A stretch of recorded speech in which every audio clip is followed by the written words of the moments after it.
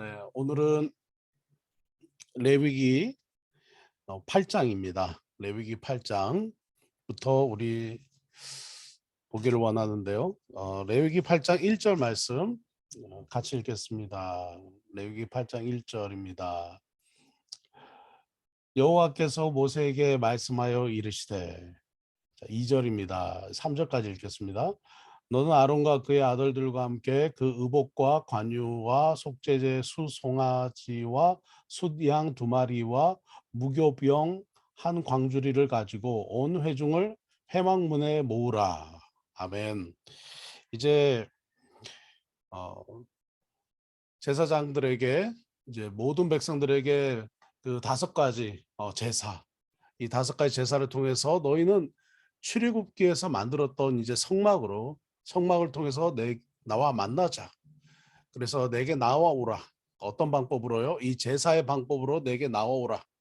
5가지 제사의 방법이죠. 번제, 소제, 속죄제, 또 속건제, 또 화목제. 이 5가지의 방법으로 내게 나와오라 하셨고, 또 제사장들의 입장에서 그 제사를 어떻게 드려야 하는지도 하나님께서 말씀을 하셨습니다. 자, 이제는 하나님께서 이제 그 제사장들에게 방법을 다 가르쳐 주셨기 때문에 이제 실제로 제사를 집례하는 이 제사장들을 위임하는, 제사장들에게 이 역할을 감당할 수 있도록 가르치고 또 기름 붓는 그 위임식을 진행을 하시는데, 며칠씩 진행하시냐면은 7일 동안 이 놀라운 일을 진행을 하십니다. 자, 말씀을 보시면요, 7일 동안 진행을 하시게 되는데요, 제일 먼저 하나님께서 아론을 부르십니다. 아론을 부르시면서 이 아론에게 하나님께서, 나는 너에게 이제 너를 이 이스라엘 백성들이 나를 만나러 오는 이 제사를 집례하는 대제사장으로 내가 너를 삼겠다 말씀하시는 거죠. 아론에게 이 대제사장 역할을 하게 됩니다. 여러분, 아론은 누구입니까? 모세의 형입니다. 그러나 그는 연약함을 갖고 있었던 사람이었죠.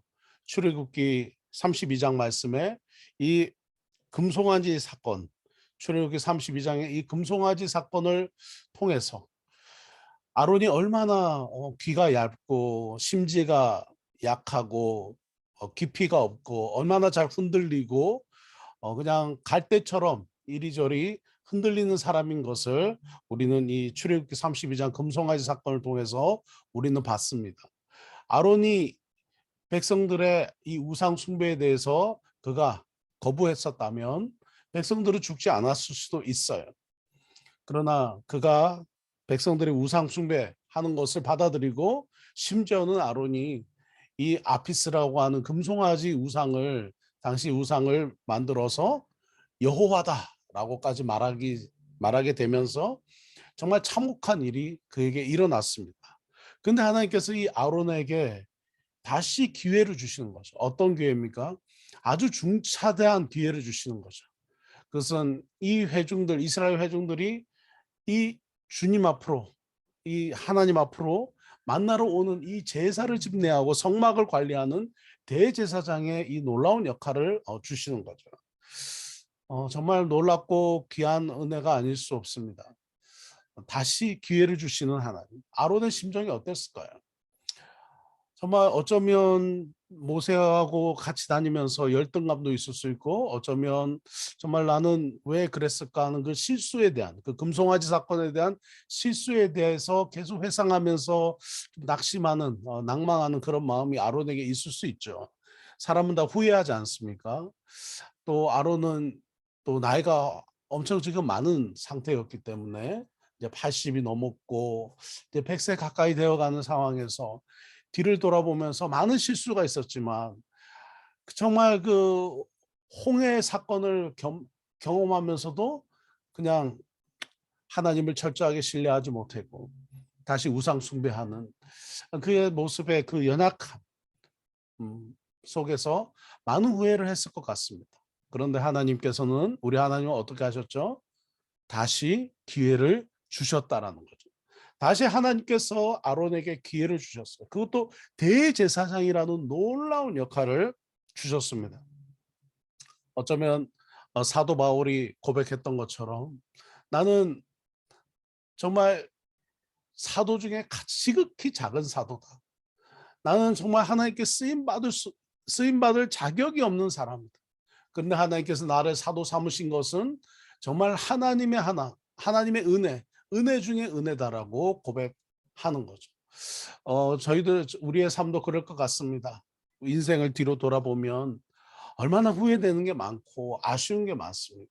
특별히 하나님 앞에 서면 정말 부끄럽고 정말 하나님 앞에서는 정말 죄송한 모습이 너무 많죠.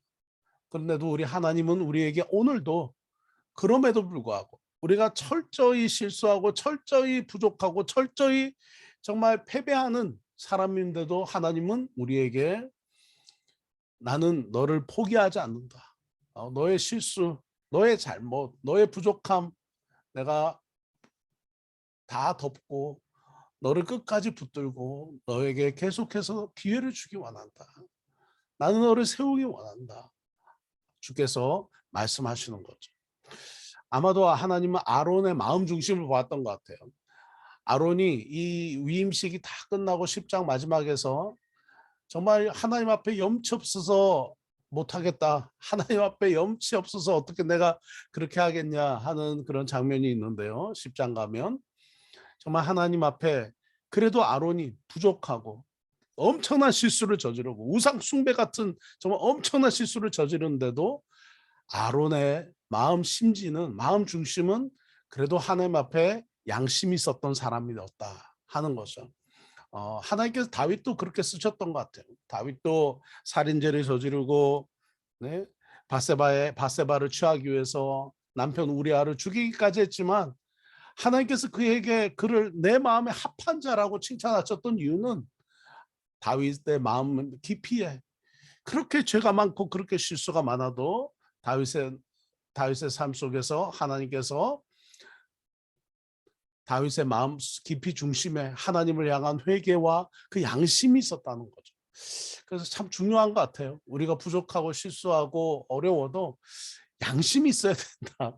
하나님 앞에 염치는 있어야 된다. 그래서 하나님이 그것 보고라도 우리를 좋게 여기시지 않는가 하는 거를 이 아론을 통해서 또 다윗을 통해서 그리고 또 바울을 통해서 우리는 또 묵상할 수가 있습니다.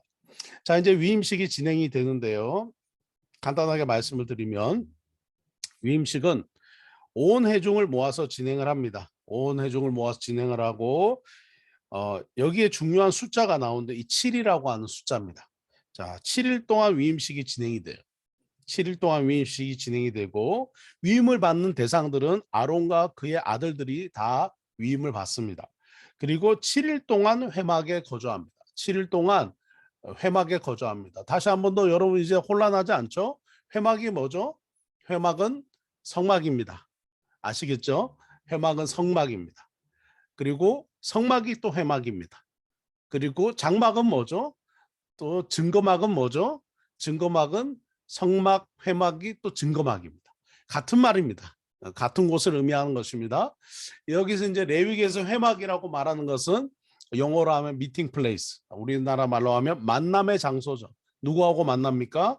하나님과 만나는 만남의 장소로서 모일 회자죠. 회집한다 할 때 회자죠. 그래서 하나님과 만나는 거죠. 아론과 그의 아들들이 7일 동안 이 회막, 곧 성막에 거주하고 나가지 않습니다. 그리고 7일 동안 이 위임식이 진행이 돼요.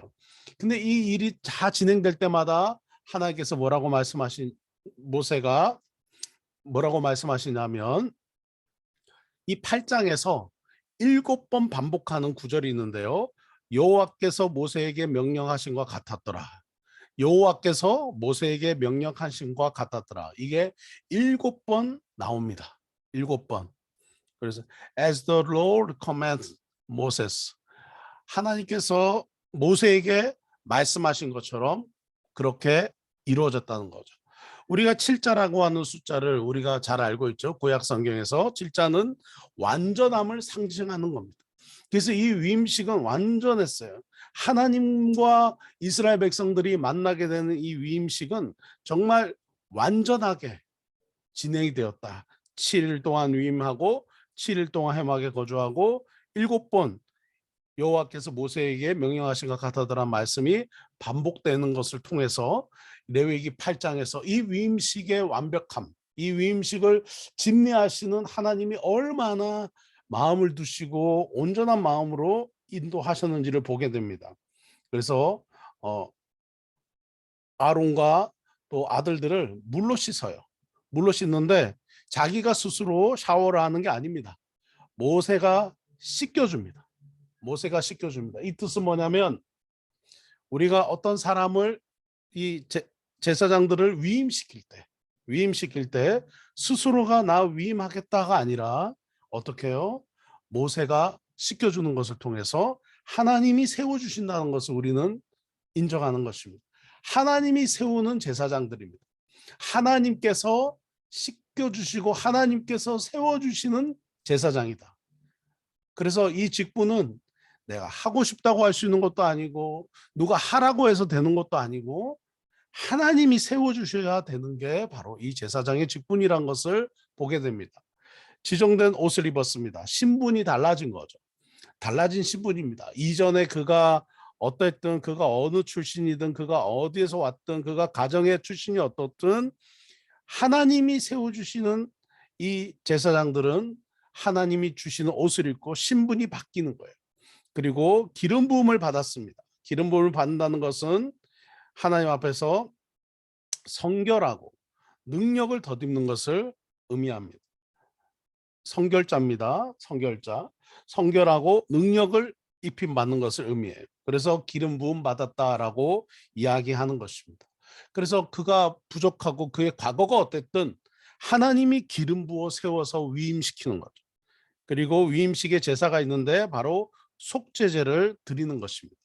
이 속죄제를 잠시 후에 이제 그 아론과 그 아론의 아들들이 이 속죄 제사를 드리게 됩니다. 그러면서 첫 번째 제사가 진행이 되죠. 첫 번째 제사는 아론과 그의 아들들이 구장에서 이제 진행이 됩니다. 속죄제, 번제, 화목제, 소제 순서대로 쭉 진행이 되면서 이제 아론이 여기 이제 축도하는 게 나오는데요. 아론이 축도를 합니다. 제사를 마치고 아론이 축도를 하고요. 그리고 아론이 축도를 하고 그리고 모세와 아론이 또 함께 축도를 합니다. 이 축도를 했더니 어떤 일이 일어났느냐? 9장 23절인데요. 제가 한번 읽겠습니다. 9장 23절. 이제 하나님께서 제사를 지내라 하시고 그들이 또 축복을 하고는 어떤 일이 일어났냐? 모세와 아론이 회막에 들어갔다가 나와서 백성에게 9장 23절입니다. 백성에게 축복하며 여호와의 영광이 온 백성에게 나타나며 24절 결과가 있는데요. 불이 여호와 앞에서 나와 제단 위에 번제물과 기름을 사른지라. 자 보세요. 축도를 했더니 여호와의 영광이 나타났습니다. 축도의 이 능력이죠. 축도를 왜 받아야 되나? 왜 우리가 서로 축복해야 되나? 축복의 중요한 거 바로 여호와의 영광이 나타나기 때문입니다. 복을 받는 것도 결과적으로 축도하는 그 복을 받는 것도 중요하지만 함께 그 복 받는 것만 있는 게 아니라 여호와의 영광이 나타난다. 그리고 불이 나타나서 번제물과 기름을 다 태웠다라고 말하는 거죠. 그래서 축도의 결과는 무엇이냐? 여호와의 영광이 나타나고 하나님께서 불이 나와서 기름을 태웠다라는 거죠. 그렇게 생각해 보면 정말 축도하는 것은 축복하는 것은 정말 중요한 것 같습니다. 사랑하는 성도 여러분, 우리도 주님 앞에 그렇게 나갈 때마다 우리가 형제들을 만나고 성도들을 만날 때마다 정말 축복하고 축복을 비는 게 중요한 것 같아요. 그래서 우리 교회는 항상 인사할 때 이렇게 인사하잖아요. 사랑하고 축복합니다. 축복합니다. 에이 이 나쁜 놈아 이렇게 아무리 속상한 사람 봐도 에이 나쁜 놈아 이렇게 말하기보다 아이 이 축복받을 녀석 같으니라고 이 축복받을 녀석아 이렇게 우리가 축복하는 거 참 중요한 것 같습니다. 저의 삶에도 저의 어머니가 항상 이 제가 밖을 나가거나 제 10대 때 제가 초등학교 때 제가 밖을 나가거나 할 때마다 아버지 뒤에다 두고 이렇게 막 손을 안수를 하시면 막 하시면서 어머니가 뒤에서 아버지 등 뒤를 두고 막 기도를 하세요. 그리고 또 저를 향해서도 이렇게 손을 제가 문을 열고 현관문을 열고 나가면 어머니가 뒤에서 이렇게 손을 열고 막 방언 기도를 하세요. 참 그 모습이 참 귀하시다. 귀하시다. 뭐 요즘 아내들이 남편들을 위해서 기도 많이 하겠죠. 기도 많이 하지만 그날 거기서 그렇게 아들과 딸이 아들과 남편이 이렇게 문을 열고 나갈 때마다 등 뒤를 향해서 손을 들어서 참 그렇게 기도하는 것. 속상한 일이 많으실 수도 있었을 것 같아요. 속상한 일이 많을 수도 있고, 또 안타까운 일도 있죠. 근데 뒤에서 그냥 욕하고 비난하고 비판하고 또 남을 만나서 그냥 남편 험담을 하고 남편에 대해 수근수근하고 하기보다 뒤에서 이렇게 어 물론 그것도 하셨는지 모르겠지만 하셨겠죠. 네, 속상하니까. 그러나 손을 들고 남편과 아들을 두고 기도하셨던 모습. 저는 어머니가 그렇게 했던 기억이 납니다. 어쨌든 여러분, 우린 축도하는 것이 중요합니다. 아멘이십니까? 축복하는 것이 중요합니다. 축복해야 됩니다. 10장에 가면요. 그런데 이 이제 7일간의 위임식이 끝나요.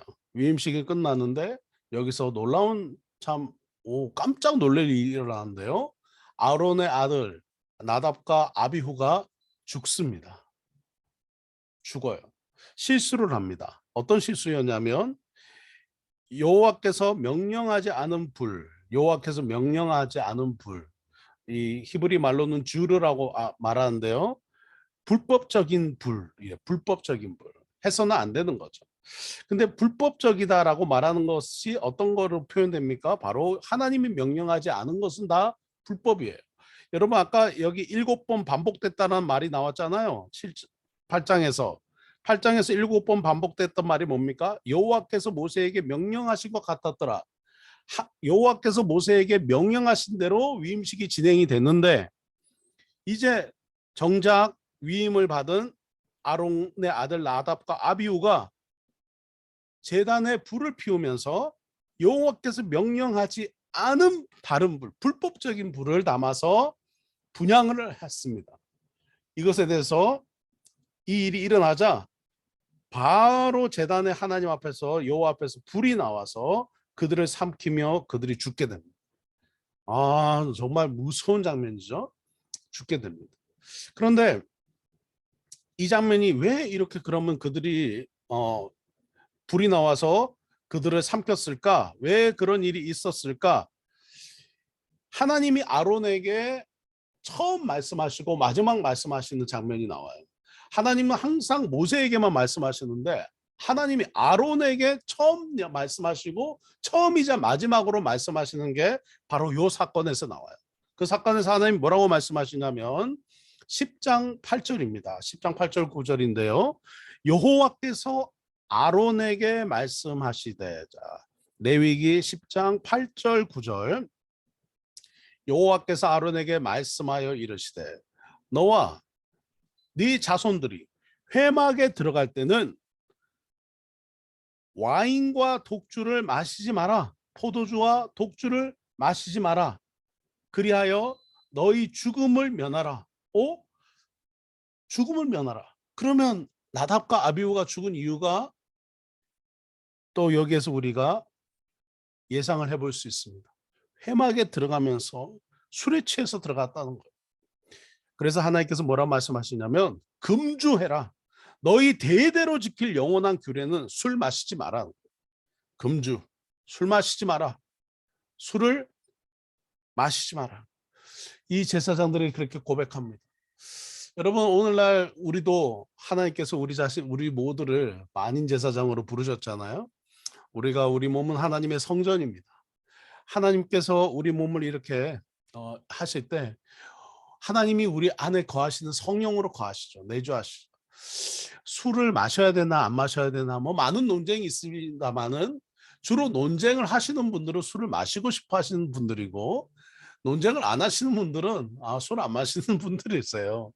술을 마시고 싶은 분들이 논쟁을 하지 않을까 하는 생각이 듭니다. 오늘 말씀 보면서 금주하면 좋겠습니다. 술을 평생 그냥 약으로 쓰든지 음식에 쓰는 거 말고는 그냥 안 마시면 좋겠습니다. 여기 보세요. 와인과 독주를 하지 마라. 이것이 영원히 대대에 너희가 지켜야 될 규례다. 우리도 안 마시고 우리 자녀들도 안 마시고. 왜냐하면 하나님이 그렇게 말씀하신 거죠. 술에 취하면 우리가 실수할 수 있잖아요. 술에 취하면 우리가 다른 실수할 수 있잖아요. 저, 제가 아는 어떤 분은 참 좋은 은사를 가진 사역자였어요. 참 좋은 은사를 가진 사역자였는데 한 번에 그냥 실수로 사람들에게 인심을 다 잃더라고요. 그 실수가 뭐냐면 종종 화를 내요. 그 화를 내는 게 그냥 엄청 화를 내요. 심지어는 사역자인데 때려요. 사역자 때렸어요. 때리기도 하고 화도 내고 소리도 지르고 왜 그럴까? 그리고 싸우기도 해요. 교회 안에서 그냥 집사님들하고 싸우고 또 교사들하고도 싸우고 다퉈요. 막 언쟁을 높이면서 한 번에 그냥 마음을 다 잃게 되더라고요. 성경에도 보면 노하기를 더디하라, 천천히 화내라 이런 말씀이 있는데요. 어쨌든 여러분에게 이런 점이 무엇인지, 나는 내가 하나님을 섬기면서 내가 가끔 실수하는 게 뭘까? 나도 나답과 아비후처럼 또 술을 마시지 말았는데 또 마시기도 하고 뭐 술 떠나서요. 나도 나답과 아비후처럼 아비후의 모습을 보면서 나도 조심해야 될 부분이 뭔지, 우리도 하나님 앞에서 좀 조심해야 될 부분이 뭔지 어쩌면 우리가 알 수 있을 것 같아요. 항상 자주 그 문제 때문에 넘어지고 그 문제 때문에 무너지게 되는 것들, 그것이 무엇인지 우리 하나님 앞에 묻고 또 기도하며 나아가는, 그래서 온전한 우리가 또 거룩한 제사장으로 하나님 앞에 드려지는 그런 우리 모두가 되기를 주님의 이름으로 축원합니다. 오늘 이렇게 해서 제사장 위임식까지 8장부터 10장까지 우리 한번 살펴봤습니다. 사랑합니다. 아침에 이렇게 어려운 레위기를 끝까지 또 도전하시는 우리 모든 분들 축복하고요. 이번 주에 이제 레위기가 끝나게 되는데요. 마지막까지 레위기 함께 공부하고 나가길 바라고, 또 시간을 내셔서 레위기를 꼭 통독하시기를 또 읽어보시기를 바랍니다. 이 시간에 한번 기도하겠습니다. 제가 기도드리겠습니다. 사랑과 은혜가 충만하신 좋으신 하나님, 엘리에셀의 하나님, 임마누엘의 하나님, 베델의 하나님, 우리와 함께 하시는 하나님, 우리의 응답을 들으시는 하나님, 오늘도 하나님 이 레위기 8장과 10장의 말씀을 통해서 제사장을 위임하셨던 그 하나님의 마음을 봅니다. 아무리 실수해도 그래도 양심이 있고, 아무리 실수해도 그래도 염치가 무엇인지 알았던 아론과 다윗 그리고 바울, 이 아론에게 대제사장의 직무를 다시, 그가 우상 숭배했었지만 다시 기회를 주시는 하나님을 찬양합니다. 하나님, 축복의 능력이 무엇인지 봤습니다. 하나님, 축복을 늘 일상에서 우리의 입술로 불평하고 원망하고 미워하기보다 축복하고 격려하고 위로하는 우리의 입술이 되게 하여 주시옵소서. 하나님, 또한 나답과 아비후의 죽음을 통해서 하나님, 우리도 그냥 무시로, 우리가 그냥 부지 중에, 고의가 아니라도 우리가 무의식 중에 자꾸 실수하는 게 무엇인지 우리 돌아보게 하시고, 다시 한 번 더 이 레위기 말씀을 공부하며 실수하지 않고 하나님 앞에 나아가는 우리 모두가 되도록, 변화되는 우리의 삶이 되도록 축복해 주옵소서.